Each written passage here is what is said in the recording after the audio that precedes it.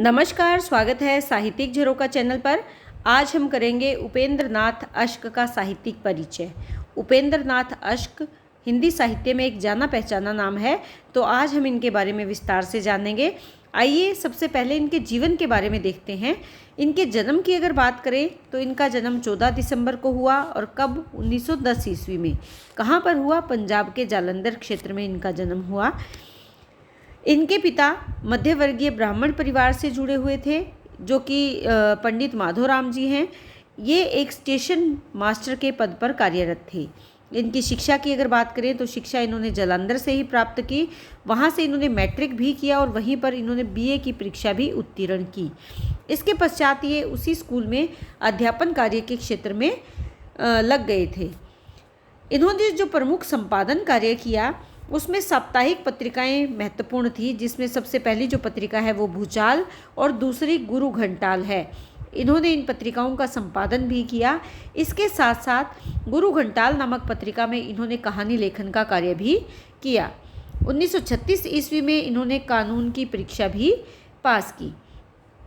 हिंदी साहित्य में विशेष योगदान के लिए 1972 ईस्वी में इनको सोवियत लैंड नेहरू पुरस्कार भी प्रदान किया गया। अब इनके देहांत की अगर बात करें तो इनका देहांत 19 जनवरी 1996 ईस्वी में हुआ। और कहाँ पर हुआ? प्रयागराज में इन्होंने अपना देह त्याग दिया। तो ये इनके जीवन के बारे में है। अब हम इनकी रचनाओं के बारे में जानेंगे। इनकी जो प्रमुख रचनाएं हैं उनमें उपन्यास साहित्य की अगर बात करें तो गिरती दीवारें, शहर में घूमता आईना, गर्म राख, सितारों के खेल आदि इनकी महत्वपूर्ण औपन्यासिक कृतियां हैं।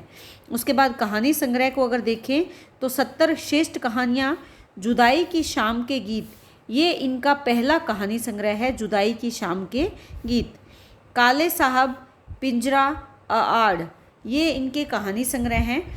देखिए, प्रारंभिक जो इनका लेखन कार्य है वो इन्होंने उर्दू में शुरू किया, जिसमें नौरतन और औरत की फितरत कहानी महत्वपूर्ण कहानी संग्रह हैं। लेकिन बाद में प्रेमचंद जी से प्रभावित होकर इन्होंने हिंदी में भी लेखन कार्य प्रारंभ किया और बहुत ही महत्वपूर्ण रचनाएं इन्होंने हिंदी में की। इसके बाद इनके नाटक की अगर बात करें तो लौटता हुआ दिन, बड़े खिलाड़ी, जय पराजय, स्वर्ग की झलक, भंवर और अंजो दीदी, ये इनकी महत्वपूर्ण नाट्य रचनाएं हैं। एकांकी संग्रह की अगर बात करें, अंधी गली, मुखड़ा बदल गया और चरवाहे। इसके साथ साथ जो लक्ष्मी का स्वागत हमारे सिलेबस में लगा हुआ है वो भी इनका महत्वपूर्ण एकांकी है, लेकिन एकांकी संग्रह की बात यहाँ पर हम कर रहे हैं। अंधी गली, मुखड़ा बदल गया और चरवाहे इनकी महत्वपूर्ण एकांकी संग्रह हैं। काव्य रचनाओं में एक दिन आकाश ने कहा, प्रातः प्रदीप, दीप जलेगा, बरगद की बेटी, उर्मिया और रिज पर महत्वपूर्ण काव्य रचनाएं हैं। संस्मरण की अगर बात करें तो मंटो मेरा दुश्मन, फिल्मी जीवन की झलकियाँ। देखिए, ये फिल्मी जगत से भी जुड़े रहे क्योंकि इन्होंने 1945 में बम्बई में फिल्मों में लेखन कार्य शुरू किया। 1945 ईस्वी से ये फिल्मों के लेखन कार्य से जुड़ गए थे। तो उसी जीवन को आधार बनाकर इनका जो संस्मरण है फिल्मी जीवन की झलकियाँ, ये इन्होंने लिखा है। उसके बाद आलोचनात्मक साहित्य की अगर बात करें तो अन्वेषण की सह यात्रा, हिंदी कहानी, एक अंतरंग परिचय, ये इनकी महत्वपूर्ण आलोचनात्मक रचनाएं हैं। इनके एकांकी साहित्य की विशेषताओं के बारे में अगर हम देखें तो सबसे पहले हम देख सकते हैं कि इन्होंने अपनी एकांकी में मध्यवर्गीय समाज का यथार्थ चित्रण किया गया है। यानी इनका जो एकांकी साहित्य है उसमें इन्होंने मध्य वर्ग का जो समाज है, क्योंकि ये स्वयं भी मध्य वर्ग से जुड़े हुए थे और अपने आसपास ऐसी घटनाएं देख रहे थे, उन घटनाओं से प्रभावित होकर उन्होंने अपने समाज का यथार्थ चित्रण अपने एकांकियों में किया है। ये मध्य वर्ग वो मध्य वर्ग है जो ना तो अपने पुराने संस्कारों को छोड़ पा रहा है और ना ही नई चेतना का जो आकर्षण है उसका त्याग कर रहा है। यानी आधुनिकतावाद से भी प्रभावित है और प्राचीन परंपराओं का मोह भी उसको है। और उन दोनों के बीच में जो फंसा हुआ मध्य वर्ग है उसका यथार्थ चित्रण इन्होंने किया है।